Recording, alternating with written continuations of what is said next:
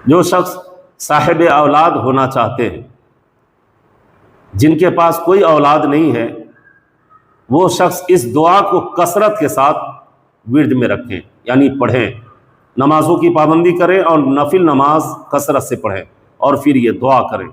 ये दुआ है, अव्वल आखिर दुरूद शरीफ पढ़ना है हुजूर सल्लल्लाहु अलैहि वसल्लम की ज़ात अक़दस पर, और फिर बिस्मिल्लाहिर्रहमानिर्रहीम और रब्बि हबली मिन लदुनका दुर्रियतन तय्यिबतन इन्नका अंतस समीउद दुआ, ये दुआ पढ़नी है। फिर एक मरतबा पढ़ देता हूँ, आप इसे बगौर समाप्त करें। रब्बि हबली मिन लदुनका दुर्रियतन तय्यिबतन इन्नका अंतस समीउद दुआ। इस दुआ को कसरत से पढ़ें, रब तबारक व तआला आपको साहिबे औलाद बना देगा, यानी आपको नेक औलाद अता फरमा देगा। यकीन के साथ पढ़ें, विर्द रखें।